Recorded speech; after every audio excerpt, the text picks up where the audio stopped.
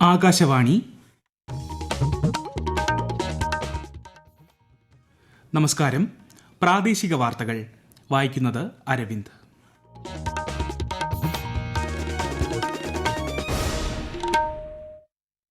പ്രധാന വാർത്തകൾ. 2047 ഇന്ത്യയെ വികസിത രാജ്യമാക്കാനുള്ള പരിശ്രമത്തിന്റെ ഭാഗമാകാൻ യുവ പ്രൊഫഷണലുകളോട് ഉപരാഷ്ട്രപതി ജഗദീപ് ധൻഖർ. രണ്ടാം ഘട്ടത്തിൽ വോട്ടെടുപ്പ് നടക്കുന്ന കേരളം ഉൾപ്പെടെയുള്ള ഇടങ്ങളിൽ നാമനിർദ്ദേശ പത്രിക പിൻവലിക്കാനുള്ള സമയപരിധി നാളെ. പ്രചാരണം ഊർജിതം. കേരളത്തിൽ ഈ മാസം 11 വരെ സാധാരണയേക്കാൾ 2 മുതൽ 4 ഡിഗ്രി സെൽഷ്യസ് വരെ താപനില ഉയരാൻ സാധ്യതയെന്ന് കേന്ദ്ര കാലാവസ്ഥാ വകുപ്പ്. സംസ്ഥാനത്ത് വൈദ്യുതി ഉപയോഗം സർവകാല റെക്കോർഡിൽ. വൈദ്യുത വാഹന ചാർജിംഗ് രാത്രി 12 മണിക്ക് ശേഷമോ പകൽ സമയത്തോ ക്രമീകരിക്കാൻ KSEB നിർദ്ദേശം. IPL ക്രിക്കറ്റിൽ മുംബൈ ഇന്ത്യൻസിനെതിരെ ഡൽഹി ക്യാപിറ്റൽസിന് 235 റൺ വിജയലക്ഷ്യം. ലക്നൌ സൂപ്പർ ജയൻസും ഗുജറാത്ത് ടൈറ്റൻസും തമ്മിലുള്ള മത്സരം രാത്രി 7:30. വാർത്തകൾ വിശദമായി. 2047 ഇന്ത്യയെ വികസിത രാജ്യമാക്കാനുള്ള പരിശ്രമത്തിന്റെ ഭാഗമാകാൻ യുവ പ്രൊഫഷണലുകളോട് ഉപരാഷ്ട്രപതി ജഗദീപ് ധൻഖർ. ബീഹാറിലെ IIM ബോധ്ഗയയുടെ 6ാമത് ബിരുദദാന ചടങ്ങിൽ സംസാരിക്കുകയായിരുന്നു അദ്ദേഹം. രാജ്യത്തിന്റെ വളർച്ചാ ചരിത്രത്തിൽ പുതിയ അധ്യായം രചിക്കുന്നതിന് സ്വന്തം നൈപുണ്യവും കഴിവുകളും പ്രയോജനപ്പെടുത്താൻ ഉപരാഷ്ട്രപതി വിദ്യാർത്ഥികളോട് ആവശ്യപ്പെട്ടു. ബോധ്ഗയയിലെ മഹാബോധി ക്ഷേത്രവും ശ്രീ ധൻഖർ സന്ദർശിച്ചു. രണ്ടാം ഘട്ടത്തിൽ വോട്ടെടുപ്പ് നടക്കുന്ന കേരളം ഉൾപ്പെടെയുള്ള ഇടങ്ങളിൽ നാമനിർദ്ദേശ പത്രിക പിൻവലിക്കാനുള്ള സമയപരിധി നാളെ ഉച്ചതിരിഞ്ഞ് 3 മണിക്ക് അവസാനിക്കും. ഇതോടെ വിവിധ മണ്ഡലങ്ങളിലെ അന്തിമ സ്ഥാനാർത്ഥി പട്ടിക നിലവിൽ വരും. സ്ഥാനാർത്ഥികൾക്കുള്ള ചിഹ്നവും നാളെ അനുവദിക്കും. തുടർന്ന് സ്ഥാനാർത്ഥികൾ ഉൾപ്പെട്ടിട്ടുള്ള ക്രിമിനൽ കേസുകളുടെ വിവരങ്ങൾ 3 തവണയായി വരണാധികാരി നിർദ്ദേശിക്കുന്ന സമയക്രമത്തിനനുസരിച്ച് മാധ്യമങ്ങളിൽ പ്രസിദ്ധീകരിക്കണം. ഏപ്രിൽ 26-നാണ് തിരഞ്ഞെടുപ്പിന്റെ രണ്ടാം ഘട്ടം. 89 മണ്ഡലങ്ങളിലാണ് വോട്ടെടുപ്പ്. സൂക്ഷ്മ പരിശോധന പൂർത്തിയായപ്പോൾ സംസ്ഥാനത്ത് 204 സ്ഥാനാർത്ഥികളുടെ പത്രികകൾ സ്വീകരിച്ചിട്ടുണ്ട്. അന്തിമ വോട്ടർ പട്ടികയിൽ കേരളത്തിൽ 2,77,49,159 സമ്മതിദായകർ ഇടം നേടിയിട്ടുണ്ട്. മുതിർന്ന നേതാക്കളെ ഉൾപ്പെടെ രംഗത്തിറക്കി സംസ്ഥാനത്തെ ലോക്സഭാ തിരഞ്ഞെടുപ്പ് പ്രചാരണം ഊർജിതമാക്കി മുന്നണികൾ. ശ്രീ നരേന്ദ്രമോദി 3-ാം തവണയും പ്രധാനമന്ത്രിയാകണമെന്നാണ് ജനങ്ങൾ ആഗ്രഹിക്കുന്നതെന്ന് മഹാരാഷ്ട്ര ഉപമുഖ്യമന്ത്രിയും BJP നേതാവുമായ ദേവേന്ദ്ര ഫഡ്നാവിസ് തിരുവനന്തപുരത്ത് പറഞ്ഞു. കേരളത്തിൽ എല്ലാ NDA സ്ഥാനാർത്ഥികളും ഇത്തവണത്തെ തിരഞ്ഞെടുപ്പിൽ മികച്ച പ്രകടനം കാഴ്ചവെക്കുമെന്നും അദ്ദേഹം അഭിപ്രായപ്പെട്ടു. മാവേലിക്കര മണ്ഡലത്തിലെ വിവിധയിടങ്ങളിൽ LDF പ്രചാരണ പരിപാടികളിൽ മുഖ്യമന്ത്രി പിണറായി വിജയൻ പങ്കെടുത്തു. കുന്നത്തൂർ, ചെന്നിത്തല എന്നിവിടങ്ങളിൽ നടന്ന പൊതുയോഗങ്ങളിൽ അദ്ദേഹം സംസാരിച്ചു. ആലപ്പുഴ ലോക്സഭാ മണ്ഡലത്തിലെ UDF സ്ഥാനാർത്ഥി KC വേണുഗോപാലിന്റെ സ്ഥാനാർത്ഥി പര്യടന ഉദ്ഘാടനത്തിൽ കർണാടക ഉപമുഖ്യമന്ത്രി DK ശിവകുമാർ പങ്കെടുക്കുന്നു. ചേർത്തല മുനിസിപ്പൽ മൈതാനത്താണ് പരിപാടി. കണ്ണൂർ പാർലമെന്റ് മണ്ഡലത്തിലെ UDF സ്ഥാനാർത്ഥി K സുധാകരൻ ഇന്ന് ധർമ്മടം നിയോജക മണ്ഡലത്തിലെ വിവിധ സ്ഥലങ്ങളിൽ പര്യടനം നടത്തി. രാവിലെ പാനുണ്ടയിൽ നിന്ന് ആരംഭിച്ച പര്യടനം രാത്രി മുതുകുറ്റിയിൽ സമാപിക്കും. LDF സ്ഥാനാർത്ഥി MV ജയരാജൻ ധർമ്മടം മണ്ഡലത്തിലെ വിവിധ കേന്ദ്രങ്ങളിൽ പര്യടനം നടത്തി. രാവിലെ കിലാലൂരിൽ നിന്ന് ആരംഭിച്ച പര്യടനം രാത്രി പിണറായി വെസ്റ്റിൽ സമാപിക്കും. NDA സ്ഥാനാർത്ഥി C രഘുനാഥ് ഇന്ന് പേരാവൂർ മണ്ഡലത്തിലാണ് പര്യടനം നടത്തിയത്. മണത്തണ, കണിച്ചാർ എന്നിവിടങ്ങളിൽ അദ്ദേഹം തിരഞ്ഞെടുപ്പ് പ്രചാരണങ്ങളിൽ പങ്കെടുത്തു. രാജ്യത്തെ ഏറ്റവും ചെറിയ ലോക്സഭാ മണ്ഡലമായ ലക്ഷദ്വീപിൽ 4 സ്ഥാനാർത്ഥികളാണ് മത്സര രംഗത്തുള്ളത്. 57,784 വോട്ടർമാരാണ് ലക്ഷദ്വീപിലുള്ളത്. കവരത്തി ദ്വീപ് കേന്ദ്രമാക്കി 10 ദ്വീപുകളിലെ 55 ബൂത്തുകളിലേക്കുള്ള തിരഞ്ഞെടുപ്പ് ഒരുക്കങ്ങൾ ഇവിടെ പുരോഗമിക്കുകയാണ്. വിശദാംശങ്ങളുമായി ആകാശവാണി ലക്ഷദ്വീപ് ലേഖകൻ അബ്ദുൽ സലാം.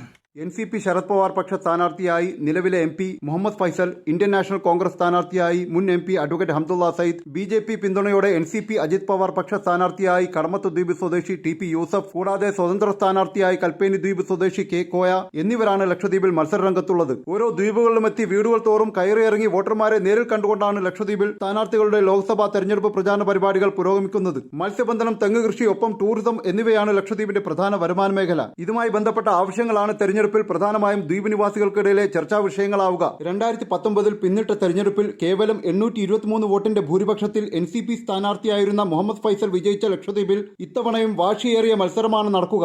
2019 ദ്വീപിലെ പ്രധാന രാഷ്ട്രീയ കക്ഷികളായ കോൺഗ്രസ്, NCP എന്നിവർക്കൊപ്പം മത്സരരംഗത്തുണ്ടായിരുന്ന JDU, CPIM, CPI, BJP ഉൾപ്പെടെയുള്ളവർ ഇത്തവണ മത്സരരംഗത്തില്ല. ഇവർക്ക് കഴിഞ്ഞ തവണ ലഭിച്ചിരുന്ന 2000-ലധികം വോട്ടുകൾ, ഒപ്പം പുതിയ 2127 വോട്ടർമാരുടെ തീരുമാനങ്ങളും നിലവിലെ ഏത് സ്ഥാനാർത്ഥി ദിശയിലേക്കാണ് രേഖപ്പെടുത്തുക എന്നതിനാസ്പദമായിരിക്കും ലക്ഷദ്വീപിന്റെ അന്തിമ വിധി നിർണായകമാവുക.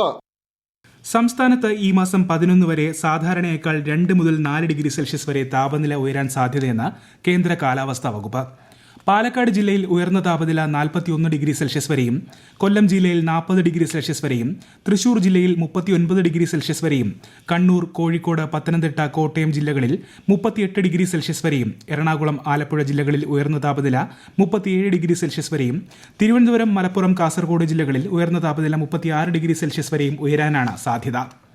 സംസ്ഥാനത്ത് വൈദ്യുതി ഉപയോഗം ക്രമാതീതമായി ഉയർന്നു തന്നെ തുടരുകയാണെന്ന് KSEB വാർത്താക്കുറിപ്പിൽ അറിയിച്ചു. 108.22 കോടി യൂണിറ്റ് വൈദ്യുതി ഉപയോഗിച്ചതിലൂടെ ശനിയാഴ്ചത്തെ വൈദ്യുതി ഉപയോഗം സർവ്വകാല റെക്കോർഡിലെത്തി. വൈദ്യുതി വാഹനങ്ങളുടെ ചാർജിംഗ് രാത്രി 12-ന് ശേഷമോ പകൽ സമയത്തോ ക്രമീകരിക്കണമെന്ന് KSEB നിർദ്ദേശിച്ചു. കടൽക്ഷോഭത്തെ തുടർന്ന് തിരുവനന്തപുരം ജില്ലയിലെ തീരദേശ മേഖലയിലെ വിനോദസഞ്ചാര പ്രവർത്തനങ്ങൾക്ക് ഏർപ്പെടുത്തിയിരുന്ന വിലക്ക് പിൻവലിച്ചു. നിലവിൽ കടൽ ശാന്തമായ സാഹചര്യത്തിലാണ് ജില്ലാ ദുരന്ത നിവാരണ അതോറിറ്റിയുടെ നടപടി. ഈ വാർത്തകൾ ആകാശവാണിയിൽ നിന്ന്. IPL ക്രിക്കറ്റിൽ ഇന്നത്തെ ആദ്യ മത്സരത്തിൽ മുംബൈ ഇന്ത്യൻസിനെതിരെ ഡൽഹി ക്യാപിറ്റൽസിന് 235 റൺ വിജയലക്ഷ്യം. ടോസ് നേടിയ ഡൽഹി മുംബൈയെ ബാറ്റിംഗിന് അയക്കുകയായിരുന്നു. ലക്നൌ സൂപ്പർ ജയൻസും ഗുജറാത്ത് ടൈറ്റൻസും തമ്മിലുള്ള മത്സരം രാത്രി 7:30 ആരംഭിക്കും. ഇന്ത്യൻ സൂപ്പർ ലീഗ് ഫുട്ബോളിൽ ഇന്ന് ഈസ്റ്റ് ബംഗാൾ ബംഗളൂരു FCയെ നേരിടും. രാത്രി 7:30 മത്സരം. ഇന്ത്യ ഓസ്ട്രേലിയ പുരുഷ ഹോക്കി ടെസ്റ്റ് പരമ്പരയിലെ രണ്ടാം മത്സരത്തിൽ ഓസ്ട്രേലിയ 4-2 ഇന്ത്യയെ പരാജയപ്പെടുത്തി. വിശുദ്ധ റമദാൻ മാസം അവസാനത്തോടടുക്കുമ്പോൾ ലോകമെമ്പാടുമുള്ള വിശ്വാസികൾ ഈദുൽ ഫിത്തർ ആഘോഷിക്കാൻ തയ്യാറെടുക്കുന്നു. ഒരു മാസത്തെ വ്രതാനുഷ്ഠാനത്തിന് പരിസമാപ്തി കുറിക്കുന്ന ഈദുൽ ഫിത്തർ ആഘോഷിക്കാൻ ഒരുങ്ങുകയാണ് ഗൾഫ് നാടുകളിൽ ഉൾപ്പെടെയുള്ളവർ. പിറ കാണുന്നതിനും ആഘോഷങ്ങളുടെ തുടക്കം നിർണ്ണയിക്കാനും UAEയിൽ തിങ്കളാഴ്ച പ്രത്യേക സമിതി യോഗം ചേരും. ചന്ദ്രക്കല കണ്ടാൽ ഏപ്രിൽ 9 ഈദ് ആചരിക്കും. ഇല്ലെങ്കിൽ ഏപ്രിൽ 10 UAEയിൽ ഈദ് ആഘോഷം. വിശുദ്ധ മാസ ആചരണത്തിനോടൊപ്പം വിവിധ പരിപാടികളും ദുബായിലെ ഇന്ത്യൻ കോൺസുലേറ്റ് ജനറൽ സംഘടിപ്പിച്ചു. ഇക്കൊല്ലത്തെ മംഗളാദേവി ചിത്ര പൗർണമി ഉത്സവം ഏപ്രിൽ 23 നടക്കും. ഉത്സവം സുഗമവും സുരക്ഷിതവുമായി നടത്തുന്നതിന് ഇടുക്കി, തേനി ജില്ലാ ഭരണകൂടങ്ങളുടെ നേതൃത്വത്തിൽ ഏപ്രിൽ 13 ഇടുക്കിയിലെ കുമളിയിൽ യോഗം ചേരും. കേരള, തമിഴ്നാട് സർക്കാരുകൾ സംയുക്തമായാണ് ഉത്സവം നടത്തുക. പെരിയാർ വന്യജീവി സംരക്ഷണ കേന്ദ്രത്തിൽ സ്ഥിതി ചെയ്യുന്ന മംഗളാദേവിയിൽ വർഷത്തിൽ ഒരു ദിവസം മാത്രമാണ് ഭക്തർക്ക് സന്ദർശന അനുമതി. വിഷു പൂജയ്ക്കായി ശബരിമല ക്ഷേത്രനട ബുധനാഴ്ച തുറക്കും. 14 പുലർച്ചെ 4 മുതൽ 7 വരെയാണ് വിഷുക്കണി ദർശനം. പൂജകൾ പൂർത്തിയാക്കി 18 രാത്രി 10 നടയടയ്ക്കും. കണ്ണൂർ കാഞ്ഞിരക്കൊല്ലിയിൽ കാട്ടാന ആക്രമണത്തിൽ പരിക്കേറ്റ് ചികിത്സയിലായിരുന്ന മാവോയിസ്റ്റ് കണ്ണൂർ സെൻട്രൽ ജയിലിൽ വെച്ച് പോലീസിന് മുമ്പാകെ കീഴടങ്ങി. ചിക്മംഗളൂരു സ്വദേശി സുരേഷാണ് ഇന്ന് കീഴടങ്ങിയത്. ആനയുടെ ആക്രമണത്തിൽ ഗുരുതരമായി പരിക്കേറ്റ സുരേഷിനെ കഴിഞ്ഞ ഫെബ്രുവരി 16 മാവോയിസ്റ്റുകൾ ജനവാസ കേന്ദ്രമായ ചിറ്റാരി കോളനിയിൽ എത്തിച്ച് കടന്നുകളഞ്ഞത്. പിന്നീട് പോലീസാണ് ഇയാളെ ആശുപത്രിയിൽ പ്രവേശിപ്പിച്ചത്. പത്തനംതിട്ട പെരുമ്പെട്ടി വനാതിർത്തിയിൽ 2ാം ഘട്ട ഡിജിറ്റൽ സർവേ ആരംഭിച്ചു.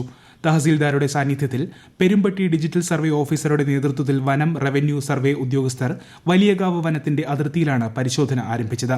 വനത്തിന്റെ വടക്കു പടിഞ്ഞാറ് അതിർത്തിയിലുള്ള 1-ാം നമ്പർ ജണ്ടയിൽ നിന്ന് ആരംഭിച്ച സർവേ പൂർത്തിയാകുമ്പോൾ അതിർത്തി സംബന്ധിച്ച അവ്യക്തത പരിഹരിച്ചു കിട്ടുമെന്ന പ്രത്യാശയിലാണ് ജനങ്ങൾ. പ്രധാന വാർത്തകൾ വീണ്ടും. 2047 ഇന്ത്യയെ വികസിത രാജ്യമാക്കാനുള്ള പരിശ്രമത്തിന്റെ ഭാഗമാകാൻ യുവ പ്രൊഫഷണലുകളോട് ഉപരാഷ്ട്രപതി ജഗദീപ് ധൻഖർ. 2ാം ഘട്ടത്തിൽ വോട്ടെടുപ്പ് നടക്കുന്ന കേരളം ഉൾപ്പെടെയുള്ള ഇടങ്ങളിൽ നാമനിർദ്ദേശ പത്രിക പിൻവലിക്കാനുള്ള സമയപരിധി നാളെ. പ്രചാരണം ഊർജിതം. കേരളത്തിൽ ഈ മാസം 11 വരെ സാധാരണയേക്കാൾ 2 മുതൽ 4 ഡിഗ്രി സെൽഷ്യസ് വരെ താപനില ഉയരാൻ സാധ്യതയെന്ന് കേന്ദ്ര കാലാവസ്ഥാ വകുപ്പ്. സംസ്ഥാനത്ത് വൈദ്യുതി ഉപയോഗം സർവ്വകാല റെക്കോർഡിൽ.